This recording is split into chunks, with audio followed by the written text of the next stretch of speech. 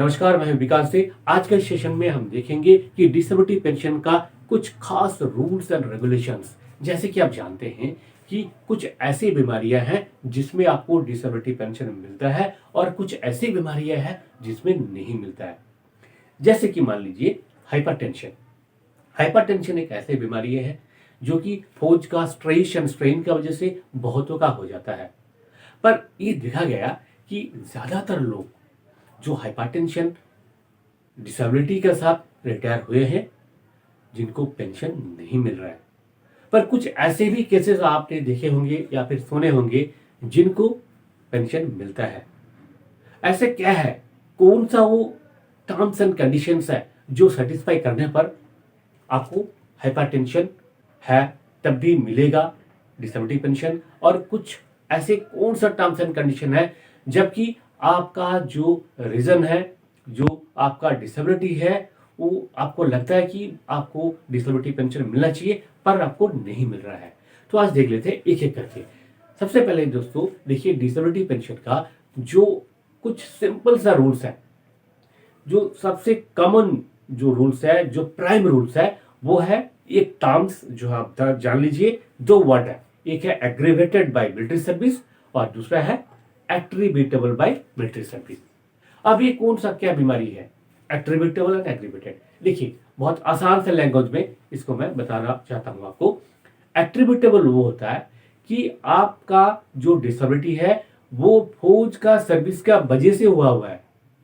जैसे कि मान लीजिए कि आप फायरिंग में गए या फिर आप बैठ के कंप्यूटर में काम कर रहे हैं और कंप्यूटर में काम करते समय आपको चोट लग गया, या फिर आप एक्सरसाइज में जा रहे हैं, अपलोडिंग डाउनलोडिंग हो रहा है, जो सामान आप अपलोड कर रहे हैं या फिर टेंट कर रहे हैं, उस समय आपको चोट लग गया।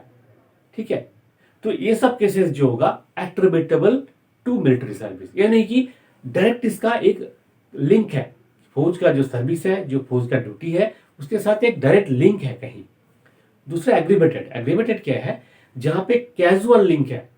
जैसे कि मान लीजिए आपको अस्थमा हो गया, आप जो है फौज का स्ट्रेस एंड स्ट्रेन की वजह से हुआ है और दूसरा कोई रीजन नहीं है, आपका जो फैमिली हिस्ट्री नहीं है, आपका फैमिली में किसी को कभी अस्थमा नहीं हुआ होगा, और आपका जो फौज का जो सर्विस है उसके साथ लिंक जो है डॉक्टर ने बैठा लिया, यानी कि डॉक्टर को ऐसे लगा कि फौज का सर्विस ही इसके लिए रिस्पॉन्सिबल है, तो उस केस में क्या हो जाता है, ये एग्रीवेटेड बाय मिलिट्री सर्विस हो जाता है। तो देखिए, आपका कोई भी डिसेबिलिटी हो उस पर आपको पेंशन मिलेगा, तब मिलेगा अगर आपका डिसेबिलिटी या तो एट्रीब्यूटेबल होना चाहिए या फिर एग्रीवेटेड होना चाहिए। दोनों में से कोई भी अगर एक होगा तो आपको डिसेबिलिटी पेंशन मिलेगा। यह है रूल नंबर 1। अब आते हैं सेकंड जो क्राइटेरिया है जिस पर डिपेंड करता है आपका डिसेबिलिटी पेंशन।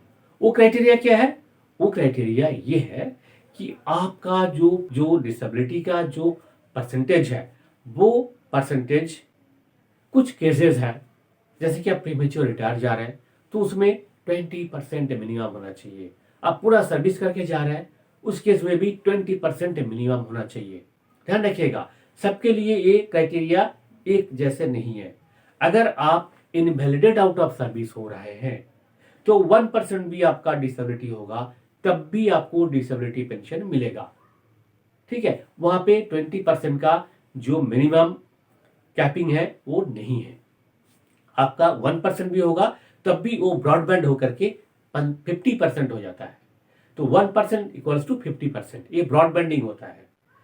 पर ये हर केस में नहीं होता है, ये होता है इनवैलिड केस में। एक तो फौज आपको रिलीज कर रहे हैं तब होता है, दूसरा क्या है, एससीआरसी में आपको सेल्टेड अपॉइंटमेंट नहीं मिल पा रहा है या फिर आप लेने के लिए इच्छुक नहीं है, उस केस में आप रिलीज हो रहे हैं तब भी आपका मेडिकल इनवैलिड शो होता है। तो ये सब केसेस में क्या होगा, आपका डिसेबिलिटी 1% भी होगा तब भी आपको डिसेबिलिटी पेंशन मिलेगा, subject to fulfilling other condition. कौन सा? एट्रीब्यूटेबल या फिर एग्रीवेटेड होना चाहिए। तो दोस्तों, आज का जो अहम सवाल था, जो बहुत सारे लोगों ने जो है मेरा जो पिछले वीडियोस है उसमें सवाल रखा गया कि सर क्या हाइपरटेंशन में पेंशन मिलेगा? तो ये जवाब है हाँ, मिलेगा, हाइपरटेंशन में भी मिलेगा।